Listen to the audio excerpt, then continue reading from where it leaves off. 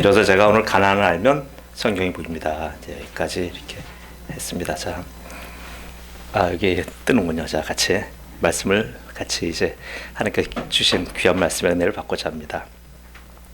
창세기는 크게 두 부분으로 구성되어 있습니다. 하나는 1장부터 11장까지는 원 역사를 얘기하고요.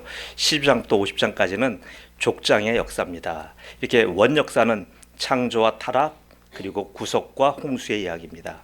또 바로 이어지는 족장 이야기는 4명의 족장을 통하여 성도에게 믿음의 길을 가르칩니다. 이게 원 역사와 족장 역사를 연결하는 부분이 바로 홍수 후에 세계의 모습을 그린 9장부터 11장까지의 내용입니다. 그래서 이 부분은 보편사와 구속사를 연결하는 아주 중요한 부분입니다. 중요한데 너무 그동안 우리가 다루질 않았습니다. 저는 그래서 보편사와 구속사를 연결하는 9장부터 11장까지의 이 내용을 통하여 4번에 걸쳐서 알면 시리즈 강의를 하고자 합니다. 우리가 처음에 이제 그 전쟁 시리즈, 지난번엔 또 나는 시리즈, 이번에는 알면 시리즈입니다. 이 설교의 목적은 구약 말씀이 여러분 좋아하시는 유튜브보다 더 재미있고 더 유익하고 더 친근하며 살아있는 오늘의 하나님의 말씀임을 인식하게 하기 위함입니다. 그래서 나 자신을 다시 한번 돌아보고자 함입니다. 성경의 배경과 문화, 목적과 흐름을 알아야 구약을 이해하게 됩니다. 성경이 이해가 되면서 하나님이 누구신지를 알게 되고요. 게다가 또 내가 누구인지, 내 인생은 어떠한지, 나는 왜 그런지에 대해서도 보입니다. 말씀에서 나를 발견하시는 오늘 은혜가 있기를 저는 기도합니다. 선포와 가르침이 설교의 양대 축이므로 오늘 조금 딱딱하고 조금 어렵게 느껴지더라도 이 관문을 잘 통과하시기를 축원합니다. 구약을 읽어나가는 데는 두 가지 방식이 있습니다. 하나는 이스라엘 중심이에요. 이스라엘은 하나님이 선택한 백성이잖아요. 이는 전통적이며 정통적인 방식이에요. 또 하나는 이스라엘의 대적 중심으로 읽는 겁니다. 이스라엘의 대적은 굉장히 많아요. 많지만 그중 최초의 대적, 최고의 대적, 또 최대의 대적은 바로 가나안입니다. 이 둘의 대립과 마찰의 역사가 구약 이야기의 뼈대입니다. 그 가나안이 처음 등장하는 부분이 오늘 본문의 18절이에요. 함은 가나안의 아버지라는 이 짧은 한 문장이 구약 전체의 또 다른 흐름의 시작입니다. 가나안은 사람의 이름이지만 지역의 이름이기도 합니다. 이런 장면은 가인에게서 비롯된 거예요. 가인은 아들 에녹을 낳았습니다. 그 아들이 얼마나 귀하고 사랑스러운지 가인이 만든 도시의 이름을 그 아들의 이름을 따서 에녹성이라고 이름 불렀습니다. 가나안이라고 하는 명칭은 그 함의가 상당히 복잡합니다. 성경의 가나안의 의미는 크게 3가지로 쓰였습니다. 사람과 땅과 문화입니다. 사람과 땅과 문화는 영과 혼과 육처럼 한 몸으로 움직입니다. 따로 떼어놓고 이해할 수가 없어요. 그렇기에 가나안을 알려면 이 3가지의 방식으로 접근해야 합니다. 자, 첫째, 저는 사람 가나안을 얘기합니다. 노아의 취중 사건에 아버지 함이 같이 연루돼요. 그러나 많은 성경학자들은 함뿐만이 아니라 손주 가나안도 연루된 것으로 봅니다. 그렇지 않았다면 노아가 왜 그렇게 화가 나서 가나안을 저주하였겠느냐 하는 겁니다.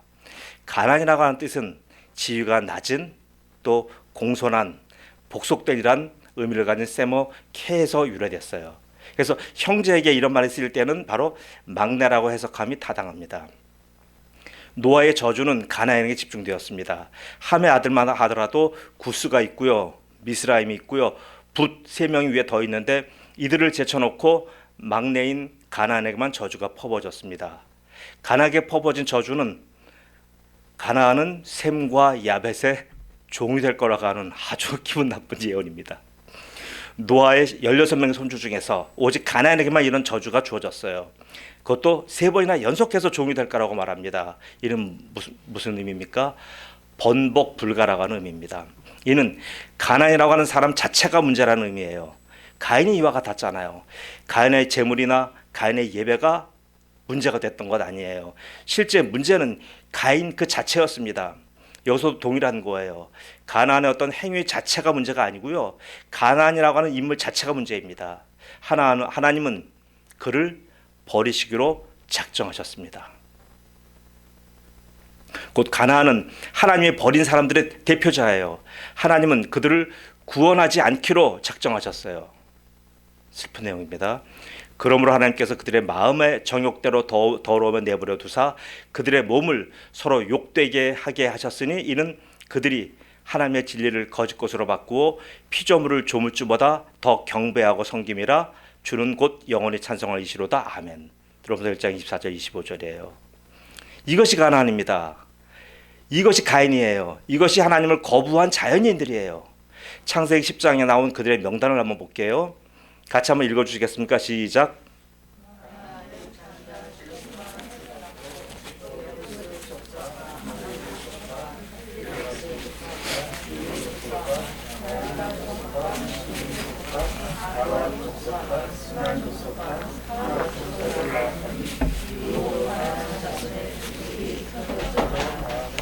네, 가나안을 포함한 12족속이 다 가나안이에요. 하나님을 거부한 자연인들은 자신들의 아주 현명한 선택에 대해서 세상은 많이 만족해합니다. 그리고 어리석고 목매한 신앙의 마수에서 자기는 벗어났다고 세상 사람들은 좋아해요. 그리고는 그리스도의 사람들을 때로는 불쌍히 여겨요. 세상은 이런 사람들이 다수잖아요. 그래서 이들의 위세는 굉장한 거예요. 그들에 비하면 사실 그리스도인들은 어떻게 보면 세상에서 메뚜기처럼 왜소해 보입니다. 그러나 저들이 모르는 게 하나 있어요. 저들이 하나님을 버린 게 아니에요. 하나님은 저들을 버린 겁니다. 하나님이 가인을 버리듯 하나님이 가나안을 버리듯 하나님이 저들을 버린 겁니다. 버렸다는 말은 저들에게 구원의 은혜를 베풀어 주지 않으신다는 의미예요. 구원의 문이 저들에게는 굳게 닫혀 있다고 하는 의미예요. 내어버린 증거가 죄인에게 내리는 최고의 극형인 사형입니다.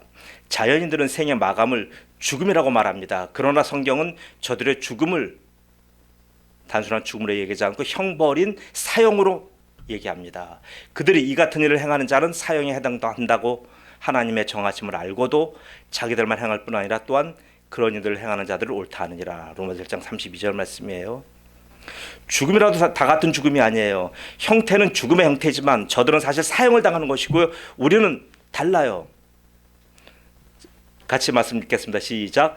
곧 창세전에 그리스도 안에서 우리를 택하사 우리로 사랑 안에서 그 앞에 거룩하고 흠이 없게 하시려고 그 기쁘신 뜻대로 우리를 예정하사 예수 그리스도로 말미암아 자기의 아들들이 되게 하셨으니 에베소 1장 4절에서 5절 말씀이에요. 그래서 칼빈은 기독교 강요에서 3권 구원론에서 선택받은 자들은 그들 안에서 하나님의 섭리와 계획을 계속 나타내시어 구원에 이르게 하시고 유기된 자들에게는 하나님의 뜻을 불순종하는 것을 계속하도록 작정하셨으며 이것이 창세전에 하나님의 작정이었다 이렇게 말하는 겁니다. 즉 가나안은 하나님의 구원에 초대받지 못한 자입니다. 두 번째, 지역으로의 가나안입니다. 그 뜻은 낮은 땅, 갈대의 땅이라고 하는 의미예요. 이는 높은 땅이라는 의미의 아람과 대적으로 쓰여요. 이제 역대상하나 열왕기상하를 보면요, 아람이라고 하는 말이 굉장히 많이 나옵니다. 예수님 당시에 쓰였던 언어도 사실 아람어예요. 그 아람이라는 말이 그렇게 많이 쓰입니다. 그 아람이라고 하는 의미는 높은 땅이라고 하는 의미입니다. 거기에 상대적으로 가나안은 낮은 땅이라는 의미예요. 아람의 예를 들어서 골란 고원이라고 하는 지역은 해발 2000m 정도의 고원지대입니다. 바로 바니아스 강도 바로라는 등 아주 고위 평탄면 지역이에요. 이어는 대조적으로 그 위에서 볼 때 낮은 곳이 어디예요? 여리고성이에요. 가나안의 여리고입니다. 거기는 해발 마이너스 258m예요. 위에서 내려볼 때 얼마나 깊습니까? 2400m 정도, 2300m 정도가 되는 표고차를 기록하는데 얼마나 높고 낮은 차이가 극명하잖아요. 이게 가나안 땅이에요. 고고학적 발굴로 인류 최초의 도시가, 전 세계 최초의 도시가 여리고성으로 추정됩니다. 최하 주전 3000년 이상으로 그 여리고성의 역사를 얘기합니다. 여리고성은 종려나무 성읍으로 불릴 정도로 대추 야자가 풍부해요. 인근 사해에서는 가장 고대 시대에 귀했던 소금이 많이 생산됩니다. 이런 또 지리적인 이점을 활용하여 무역업의 국제 도시가 바로 가나안의 여리고였습니다. 식량이 있죠, 소금이 있죠, 물이 있죠, 그리고 교통로의 중심이죠. 그러니까 얼마나 풍요로웠겠습니까? 가나안은 함의 네 형제 중에 막내로 태어났습니다. 함의 아들은 구스, 미스라임, 그리고 붓과 가나안입니다. 노아의 세 아들 중에서 가장 알짜 땅을 차지한 자가 바로 함과 그의 후손들입니다. 이들의 지경은 동쪽에 티그리스 강과 유프라테스 강 하구에서 서쪽에 나일강까지예요. 자, 대충 이제 감을 잡으십시오. 이른바 메소포타미아예요. 메소포타미아를 거의 다 장악한 바로 이 노아의 세 아들 중에 그 아들이 누구냐면 바로 함이에요. 야벳의 후배는 지중해를 위시한 북쪽의 차가운 바닷가로 진출했습니다. 셈의 후예들은 함에 정착한 부근과 그 외곽과 외진들 중간중간에 이렇게 자리를 잡았습니다. 이렇게 좋은 땅을 전부 다 함의 후예가 다 차지한 이유는 바로 함의 자손 중에서 니므롯이라고 하는 강력한 영웅들의 출현 때문입니다. 그들의 힘과 포악함을 다른 족속들은 당해낼 수가 없었기에 셈과 야벳의 후예들은 점점 외곽으로 밀려난 겁니다. 10장에 그들의 거주한 성읍의 숫자만 봐도 알 수 있어요. 야벳의 후예는 그 넓은 땅에, 저 지중해만 북다른 그 넓은 땅에 14성밖에 건설하지 못했고요. 함의 후예는 바로 이 메소포타미아 적에 30개의 알짜성들을 건설했습니다. 그리고 셈의 후예는 26개의 성을 건설했지만 도시의 위치와 위세에 있어서는 함의 후손을 도저히 당해낼 수가 없었습니다. 함의 후손들의 땅은 아주 광대하고 기름졌습니다. 얼마나 좋은 땅인지 역사가들은 그 땅을 말하여 곧 비옥한 초승달 지역이라고 부릅니다. 비옥한 초승달 지대는 티그리스강, 유프라테스강 하구에서 나일강까지의 전역이에요. 자, 이 기름진 땅의 모양이 마치 초승달 모양과 같아서 이제 그렇게 얘기한 거예요. 이곳은 일종의 문명의 땅입니다. 수메르 문명과 나일 문명이 생성하고 융성하게 꽃피운 인류 문명의 발원자도 같은 곳이에요. 그것을 누가 차지했다고요? 바로 함의 후손들이 차지한 겁니다. 셈의 후예는 그 중간중간과 외곽에 자리 잡았고 야벳의 후예는 기후 좋고 살기 좋은 곳에서 쫓겨나 경쟁이 거의 없는 바닷가로 진출했습니다. 이 사실이 지금 창세기 10장에 나와 있는 전반적인 내용이에요. 자, 여러분, 왜 이렇게 제가 교회에서 다루지 않은 말씀을 제가 합니까? 좀처럼 만나지 않았던 일반 역사와 성경 역사가 바로 창세기 10장, 11장에서 만나기 때문이에요. 성경과 세속사는 서로에 대해서 침묵하잖아요. 무관심하잖아요. 곧 성경이 관심 있는 분야는 세속사가 침묵하고 세속사가 관심 있는 분야는 성경이 완전히 또 묵살하잖아요. 그러나 이 두 역사가 바로 공통적으로 주목하는 부분이 이 비옥한 초승달 지역이에요. 이 비옥한 초승달 지역은 두 부분으로 나누는데 하나는 유프라테스강 하구의 수메르 문명이고 또 하나는 나일강 하구의 나일강 문명이에요. 이 둘을 연결하는 좁은 회랑 같은 지역이 있어요. 그 지역이 곧 가나안입니다. 이것을 말하려고 제가 오늘 이렇게 장황하게 얘기했습니다. 이 지역이 가나안인 이유는 바로 함의 넷째 아들 가나안과 그의 후손들이 이곳에 정착했기 때문에 가나안 땅이라고 이름이 붙었습니다. 이해가시죠? 네. 함의 네 형제 중 알짜 땅은 전부 다 세 형들이 다 차지했어요. 막내 가나안에게는 비옥한 초승달 지역에서 가장 박토 지역이 할당된 겁니다. 바로 가나안 땅은 동쪽의 아라비아 사막과 서쪽의 지중해 사이에 있는 폭이 한 100km 정도밖에 안 되는 좁은 지역이에요. 자, 100km면 얼마나 좁은지 아시겠죠? 우리 휴전선이 255km예요. 그 휴전선의 절반 3분의 1밖에 안 되잖아요. 그게 바로 그 회랑 같은 지역입니다. 이곳에 가나안과 그의 후손들이 정착했습니다. 이에 대해서 창세기 10장 19절에 뭐라고 그들 경계를 얘기하냐면 가나안인의 경계는 시돈에서부터 그라를 지나 가사까지와 소돔과 고모라와 아드마와 스보임을 지나 라사까지였더라. 이게 가나안 족속이 차지한 대체적인 경계예요. 가나안이 정착한 땅 곧 가나안은 수메르 문명과 애굽 문명을 연결하는 통로입니다. 양 문명이 교류하기 위해서는 반드시 만나고 통과해야 되는 핵심 길목이에요. 그래서 이런 의미에서 가나안의 지정학적 위치를 세계 역사에서 배우셨을 거예요. 육교적인 위치라고 합니다. 또한 가나안 지역은 굉장히 역사에서 중요하게 꼽는 것이 뭐냐면 3개 대륙의 교차점이에요. 유럽과 아시아와 아프리카가 다 만나는 접점입니다. 이런 절묘한 위치는 지구상에서 오직 이곳밖에 없어요. 그것이 바로 가나안입니다. 아시아에서 볼 때는 서쪽 끝이고요. 아프리카에서 볼 때는 머리에 정수리 있고요. 유럽에서 볼 때는 동쪽의 시작점입니다. 그래서 유럽인들이 이 지역을 일컬어 해 뜨는 곳이라고 불렀어요. 그래서 라틴어로 레반트라는 말을 써요. 지금도 레반트라는 말을 쭉 가면 많이 씁니다. 영어로는 오리엔트고요. 페니키아 많이 쓰는 우리가 페니키아 문자 있죠. 페니키아 또 요즘 많이 신문에 보면 TV에 보면 나오신 팔레스타인 또 다 이 지역의 부분들을 가리키는 명칭들이에요. 이 땅은 사실 이스라엘과 무관한 땅이었어요. 후에 이스라엘로 불리워진 셈족 일파 중에 하나인 아브라함 가게가 문명의 땅에서 이곳으로 이주합니다. 여호와께서 아브라함에게 이르시되 너는 너의 고향과 친척과 아버지의 집을 떠나 내가 네게 보여줄 땅으로 가라. 창세기 10장 1절 말씀이에요. 이렇게 하나님 때문에 가나안과 이스라엘의 첫 만남이 이루어진 겁니다. 아브라함이 그의 아내 사레와 조카 롯과 하란에서 모은 모든 소유와 얻은 사람들을 이끌고 가나안 땅으로 가려고 떠나서 마침내 가나안 땅으로 들어갔더라. 아니, 가나안 땅에 들어갔더라. 목적지까지 말씀하셨어요. 여태까지 살았던 가나안 고향을 마치 남의 집, 남의 땅 같이 여기며 가나안을 자신의 아주 영원한 땅으로 여기게 한 단초가 바로 이 말씀에 있는 거예요. 이 땅이 가나안 땅인 것을 가나안 사람들의 땅인 것을 하나님 너무나 잘 알아요. 그날의 여호와께서 아브라함과 더불어 언약을 세워 이르시되 내가 이 땅을 애국강에서부터 그 큰 강 유브라데까지 내 자손에게 주노니 준다고 말씀하셨고요.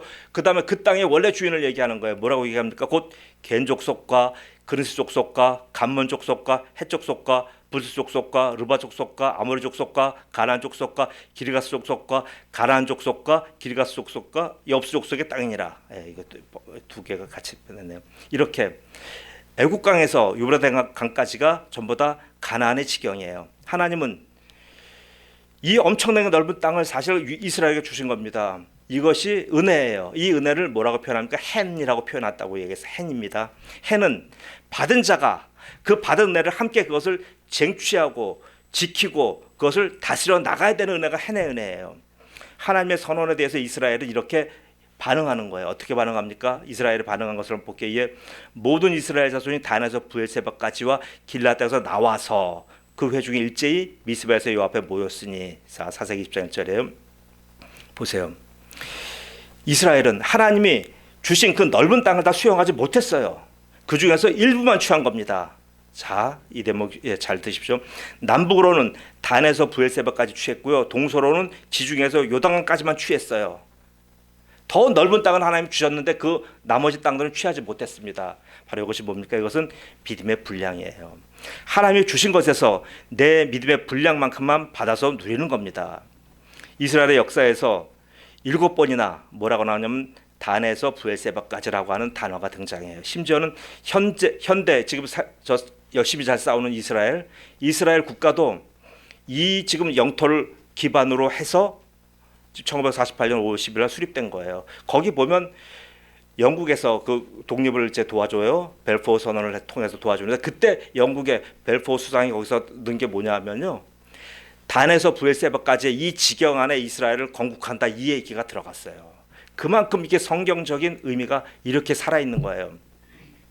자, 세 번째는 가나안의 문화입니다. 이스라엘은 물리적으로는 가나안 땅을 점령했어요. 그러나 그들의 문화만큼은 완전히 퇴출시키지 못했습니다. 이게 이제 여기서 비극이 시작되는 거예요. 가나안의 문화는 이스라엘을 그 이후 계속 지속적으로 괴롭혀요. 여러분, 문화 중에 문화가 으뜸이 뭡니까? 바로 종교예요.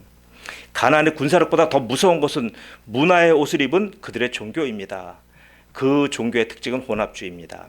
가나안은 양대 문명권의 영향을 받으므로 그들의 모든 종교를 다 받아들였어요. 왜요? 일단 부럽고 그 다음에 생존의 전략으로 다 받아들이는 겁니다. 그 종교들 중에서 특별히 가나안 사람들의 가장 잘 맞는 종교가 있었어요. 바로 그 종교가 바알 종교입니다. 바알 많이 들으셨죠? 그 이유는 가나안의 산업 그리고 가나안의 기후와 연관이 있습니다. 가나안 사람들은 정착민으로 주로 농업에 종사해요. 농사의 신 중에서 이들이 섬겼던 신들 중에 가장 탁월했던 신이 누구냐면 바로 바알 신입니다. 그래서 여타 신들을 제쳐놓고 바알 신이 가나안의 주신이 된 거예요. 이는 바알이 바로 농사의 신이기 때문에 그래요.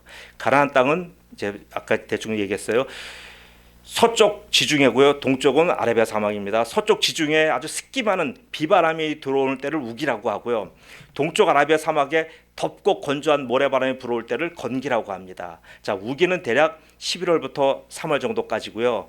지금 우기 이제 끝나는 가을철이에요. 건기는 4월 달부터 10월 정도까지입니다. 건기에는 봄 작물인 보리와 그리고 여름 작물인 가을 작물인 밀을 추수합니다. 작물이 한창 익어가는 건기철에 작물이 익어가야 되잖아요. 그래야지 수술을 하는데 이럴 때 농사를 망치는 일이 생겨요. 뭐냐면 이 건기철에 아라비아 사막이 아주 뜨겁고 건조한 모래바람이 시도 때도 없이 불어오면 그의 농사는 패농하는 거예요. 뜨거운 건기는 작물 익는 데는 무척 좋지만 사막의 바람은 달라요. 사막에 열풍이 불어치면 농사뿐만 아니라 일상적으로 사는 것도 매우 힘들고 고통스럽습니다. 그래서 여기 있는 사람들이 안질과 그다음에 그 요로결석 이런 질병이 굉장히 많아요. 이 폐질환이 많습니다. 왜요? 그 사막 먼지를 계속 먹어야 되니까. 원치 않은 사막 열풍이 불어오면 가나안 사람들은 농사의 신인 바알에게 광적으로 제사를 드려요. 이들은 내리는 모든 비가 남신 바알과 여신 아낫의 결합의 산물로 보는 거예요. 사막의 열풍은 이 신들이 지금 놀고 있어서 그래요. 이들의 개념으로 신들이 지금 놀아요. 이 신들이 열심히 지금 일을 해야 자기들이 비가 오는데 놀고 있으니까 비가 안 오는 거예요. 그래서 이 신들이 열심으로 일을 하는 건 뭐예요? 성적인 관계를 맺도록 하여 비가 내리도록 하는 게 가나안인들이 원하는 종교관입니다. 그 노력의 일환이 바로 뭐냐면 바알 교회 신전에 그 종교의식을 담당하는 종교의 행사로서 모든 여사제를 두는 거예요. 여사제는 누구냐면 바로 바알신과 바알신의 파트너인 아낫신을 상징하는 아낫 여신을 상징하는 겁니다. 그래서 가나안의 모든 남자들은 바알신이에요. 그래서 바알신에게 제사로 오는 모든 자들은 누구와 성적 관계를 맺어야 되고 여사제하고 관계를 맺어야 되는 거예요. 돈을 내고 이건 선택사항이 아니고 의무사항이에요. 먹고 사는 생존 문제와 종교가 한 몸이 된 거예요. 성적 본능과 종교가 한 몸이 된 거예요. 얼마나 타락합니까? 또 가나안에선 이 바로 바알신과 함께 또 하나 숭상되는 신이 또 하나 있어요. 그 신이 바로 몰렉이라고 하는 신이에요. 이 몰렉이라는 신은 사망의 신이에요. 성경에 보면 몰렉, 말렉, 밀곰, 밀감 이런 말로 표현됩니다. 그 몰렉, 사막에 열풍이 불어와 모든 농작물이 말라 죽는 자연현상을 저들은 뭐라고 보냐면 이 몰렉신이 분노했다고 보는 거예요. 그래서 몰렉신의 도를 가라앉히기 위해서 어떻게 합니까? 저 뜨거운 몰렉신의 노염을 가라앉히기 위해서 사람을 공양하는 거예요. 어린아이를 그에게 태워서 제사를 보내는 거예요. 인신공양은 아무나 안 됩니다. 어린 사내아이만 되는 거예요. 당시에 이 풍습이 얼마나 성행했는지 튀니지에 가면 카르타고 유적지가 있어요. 그 카르타고 유적지에서 발굴되게 한 2만여 구의 영아들이 묻혀있는 묘지가 있어요. 그 묘지가 너무나 살벌하니까 로마인들이 그걸 없애지를 못했어요. 카르타고를 점령하고 나서도요, 그 유적지를 파괴하지 못한 거예요. 너무나 두려우니까. 2만 구에 해당되는 영아들이 묻혀 있어요. 몰렉이 이렇게 무시무시한 신이에요. 열풍이 가라앉지 않으면 가라앉을 때까지 사내 아이를 계속 불 속에 던져요. 이 아이들 주로 생산을 누가 합니까? 바로 신전의 여사제들이 생산하는 거예요. 그리고 얼마나 많은 신전이 있고 성창이 있고 얼마나 신전과 산당이 많아야 되는지 여러분 이해가시겠죠. 그래서 레위기 18장 전체는요, 바로 이런 그들의 문화와 종교와 그들의 실상을 고발하는 내용이 레위기 18장입니다. 당시 이스라엘은 시내 살아서 아주 힘겹게 사막 생활에 이제 적응해 나가는 그런 이제 사막 생활 40년에 이제 제 1년 차예요. 이제 막 적응해 나갈 때예요. 아무것도 몰라요. 자유와 해방의 기쁨이 들어갈 아주 기쁨이 넘치고요. 또 앞으로 들어갈 새 하늘과 새 땅에 대한 기대가 만발할 때예요. 이렇게 한참 신앙의 물이 오른 사람들입니다. 그런데 하나님 거기다 대고 간 믿고 뜨거운 초신자들에게 엄청나고 충격적이고 더럽고 사악한 문화를 하나님은 말씀해 주신 거예요. 그뿐만이 아닙니다. 18장 전체, 레위기 18장 전체에 걸쳐서 문화를 가장한 음행의 구체적인 사례를 조목조목 지적하셔요. 그걸 읽어보시면 낯이 뜨겁고요. 지금도 낯이 뜨겁고 남사스러울 정도예요. 그래서 하나님은 레위기 18장 이렇게 마무리하십니다. 한번 좀 읽어주십시오. 시작.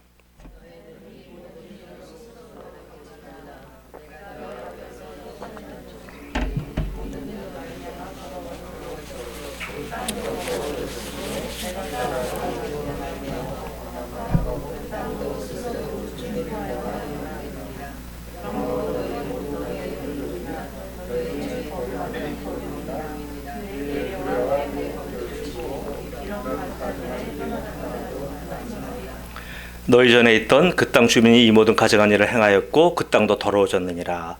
너희도 더럽히면 그 땅이 너희가 있기 전 주민을 토함같이 너희를 토할까 하노라. 이 가증한 모든 일을 행하는 자는 그 백성 중에서 끊어지리라. 그러므로 너희는 내 명령을 지키고 너희가 들어가기 전에 행하던 가증한 풍속을 하나라도 따름으로 스스로 더럽히지 말라. 나는 너희의 하나님 여호와니라. 레위기 18장 24절 30절이에요. 자, 여러분, 이게 가나안이에요. 그래서 성경에 그렇게 가나안에 대해서 엄청나게 많은 경고를 하신 거예요. 사람과 땅과 문화가 이렇습니다. 이런 땅에 하나님은 하나님의 백성을 보내신 거예요. 가나안은 곧 세상입니다. 지금 우리가 살아가는 세상이에요. 세상은 자연과 그들의 토대인 땅과 그들 주약의 산물인 문화, 이렇게 세 개가 삼일체의 아주 견고한 진으로 구성되어 있습니다. 이 견고한 구조를 깨뜨릴 방법은 오직 하나밖에 없습니다. 뭡니까? 그것은 심판이에요. 심판 외에 어떤 다른 방법이 없습니다. 그래서 사람의 딸들과 가인의 후예들, 네피림과 니므롯이 다 사라져도 소용이 없어요. 묵은 그루터기에서 새 움이 트는 것처럼 죄악의 움이 계속 솟아나는 거예요. 하나님은 아주 여러 차례 죄인들을 견책하셨습니다. 아담은 에덴에서 내어 쫓으셨고요. 가인은 에덴 동편 노 땅으로 쫓아내셨어요. 그럼에도 불구하고 사람들은 계속 사랑과 땅과 문화는 여전히 부패했습니다. 여전히 포악합니다. 이 모습에 하나님의 마음은 타들어갑니다. 같이 한번 읽겠습니다. 시작. 여호와께서 사람의 죄악이 세상에 가득함과 그의 마음으로 생각하는 모든 계획이 항상 악할 뿐임을 보시고 땅 위에 사람 지으셨음을 한탄하사 마음에 근심하시고. 창세기 6장 5절 6절이에요. 하나님의 마음은 이런데, 이렇게 타들어가는데 사람들은 여전해요. 하나님의 아들들은 타락하여 어떻게 돼요? 세상 사람과 똑같이 돼요. 그걸 육신이라고 표현합니다. 하나님의 아들들이, 사람의 딸들이 아름다움을 보고 자기들이 좋아하는 모든 여자를 아내로 삼는지라. 창세기 6장 2절이에요. 땅이 부패합니다. 그때 온 땅이 하나님 앞에 부패하여 포악함이 땅에 가득한지라. 창세기 6장 11절에 자요. 사람, 땅, 그 다음에 세 번째는 문화 역시 타락합니다. 하나님이 보신즉 땅이 부패하였으니 이는 땅에서 모든 혈육 있는 자의 행위가 부패함이었더라. 창세기 6장 12절에요. 사람이 타락했어요. 땅이 부패했어요. 그리고 문화가 부패한 겁니다. 이렇게 하나님과 세상은 계속 부딪혀요. 하나님을 대항하여 부딪히는 세력이 바로 가나안인 거예요. 그래서 그들은 사람과 땅과 문화가 하나가 되어 오직 하나님만 배척해요. 다른 이견들로 자신들끼리 막 서로 싸우다가도요, 하나님 얘기만 나오면 하나가 되어 하나님을 무시하고 대들고 반항합니다. 그래서 하나님은 가나안을 심판하신 겁니다. 여러분, 가나안은 이미 심판받았습니다. 사랑하는 은혜의 성도 여러분, 지금 여러분이 사는 곳, 함께 보고 일하는 사람들, 함께 누리는 이 세상의 문화가 가나안이에요. 그러나 가나안은 성도에게 주신 하나님의 땅이기도 해요. 가나안의 두 가지 의미가 여기 있는 거예요. 하나는 피해야 될 땅이고 하나는 그것을 하나님이 주신 땅이란 말이에요. 그렇기에 하나님의 사람들은 가나안에 대해서 세 가지의 태도로 임해야 됩니다. 이것을 말씀하고 오늘 끝나겠습니다. 첫째는 그들과 섞이지 말고 멀리 해야 됩니다. 하나님은 제일 더럽고 제일 악한 가나안의 문화를 이스라엘에게 철저히 금하셨어요. 여호와께서 모세에게 말씀하여 이르시되 너는 이스라엘 자손에게 말하여 이르라. 나는 여호와 너희 하나님이라. 너희는 너희가 거주하던 애굽 땅의 풍속을 따르지 말고 내가 너희를 인도할 가나안 땅의 풍속과 규례도 행하지 말고. 레위기 18장 3절 말씀이에요. 네. 하나님 여호와께서 내게 주신 땅에 들어가고도 너는 그 민족들의 가증한 행위를 본받지 말 것이니. 신명기 18장 19절이에요. 자, 세상과 살되 세상과 섞이지 말라는 말씀이에요. 죄는 항상 전조 증상이 있어요. 몸이 아프면 전조 증상이 있듯이요. 먹음직도 하고요, 보암직도 하고요, 지혜롭게 할 만큼 탐스러운 모습으로 다가와요. 죄는 우리가 생각한 것만큼 흉측한 모습으로 다가오지 않습니다. 자, 두 번째입니다. 두 번째는 그것들을 적극적으로 쫓아내야 됩니다. 피하는 곳에 머무르지 말라는 얘기예요. 자, 같이 읽겠습니다. 시작. 너희가 쫓아낼 민족들이 그들의 신들을 섬기는 곳은 높은 산이든지 작은 산이든지 푸른 나무 아래든지를 막론하고 마땅히 파멸하며 그 제단을 헐며 주상을 깨뜨리며 아세라상을 불사르고 또 그 조각한 신상들을 찍어 그 이름을 그곳에서 멸하라. 신명기 10장 2절 3절이에요. 참, 이뿐만이 아니에요. 그의 아들이나 딸을 불 가운데로 지나게 하는 자나, 이거는 몰렉을 얘기하는 거예요. 점쟁이나 기륭을 말하는 자나 요술하는 자나 무당이나 진언자나 신접자나 박수나 초혼자를 너희 가운데 용납하지 말라. 신명기 18장 10절 11절이에요. 근데 많은 그리스도인들이 여기에 지금 얼마나 많이 걸려 있습니까? 선거 때 되면 더합니다. 구체적인 사례는 제가 얘기하지 않을게요. 이는 피하지 말고 맞서서 적극적으로 싸우라는 의미가 두 번째입니다. 그래서 세 번째는 하나님과 동행하라입니다. 피하고 싸우는 것은 굉장히 훌륭해요. 그러나 이것은 근본적인 해법은 안 됩니다. 근본적인 해법은 바로 하나님과 동행하는 겁니다. 믿으십니까? 아멘. 바로 임마누엘이에요. 예수님과 동행하면 이제 내가 싸우고 피하는 것이 아니에요. 예수 그리스도께서 싸워서 이미 성취한 그것을 우리가 내 것으로 공짜로 취하게 되는 거예요. 그러므로 주께서 친히 징조를 너에게 주실 것이라. 보라, 처녀가 잉태하여 아들을 낳을 것이요 그 이름을 임마누엘이라 하리라. 그가 악을 버리며 선을 택할 줄 알 때가 되면 엉긴 적과 꿀을 먹을 것이요. 이사야 7장 14절 15절이에요. 자, 네, 임마누엘입니다. 그리스도와 함께하는 삶이에요. 자, 그럼 이 임마누엘을 구체적으로 예수님과 동행하면 되지 라고 우리는 얘기할 수 있지만, 그럼 구체적으로 그 임마누엘을 우리 삶 속에서 어떻게 적용하느냐. 자, 이 말씀을 읽고 오늘 말씀 마칩니다. 같이 읽겠습니다. 시작. 오직 너희의 하나님 여호와께서 자기 이름을 두시려고 너희 모든 지파 중에서 택하신 곳인 그 계실 곳으로 찾아 나아가서 너희의 번제와 너희의 제물과 너희의 11조와 너희 손의 거제와 너희의 서원제와 낙헌 제물과 너희 소와 양의 처음 난 것들을 너희는 그리로 가져다가 드리고 거기 곧 너희의 하나님 여호와 앞에서 먹고 너희의 하나님 여호와께서 너희의 손으로 수고한 일에 복 주심으로 말미암아 너희와 너희의 가족이 즐거워할지니라. 참, 우리가 오늘 여기까지 각기 소견대로 할 거냐, 너희가 거기에서는 그렇게 하지 말라. 신명기 12장 5절 8절 말씀이에요. 저는 은혜교회 성도 여러분들께서 이렇게 축복의 인생으로 남은 나날들이 전부 다 채워주시기를 예수님의 이름으로 축복합니다. 아멘. 기도합니다.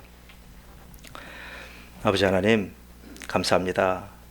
우리가 그동안 꼭 필요한 성경상의 지식이었건만 다루기가 힘들었던 내용들을 오늘 이정을 통하여 아버지 하나님 2월달 내내 이걸 깨닫게 하시고 우리한테 서로 말씀을 나누게 하신 하나님을 찬양합니다. 아버지 하나님, 우리가 이 배경의 지식을 알므로 인하여 우리가 아버지 하나님 성경에 대한 눈을 뜨게 도와주옵소서. 그리고 성경이 더 이상 벽장 속에 가둬놓은 책이 아니라 살아있는 하나님의 말씀이며 나의 삶을 인도하며 나의 삶에 곳곳에 들어와서 내가 삶이 어렵고 힘들고 내가 삶에서 부딪히는 모든 문제들, 사람의 문제, 그 다음에 이 땅에서 살아가는 땅의 문제, 그리고 이 땅의 문화의 문제가 될 때마다 하나님 바로 말씀으로 돌아가서 말씀에서 나에게 말씀하시는 하나님의 위대하신 지혜와 계시의 영을 통하여 하나님 우리 인생 문제가 해결되도록 도와주옵소서. 감사하며 예수님의 이름으로 기도드리옵나이다. 아멘.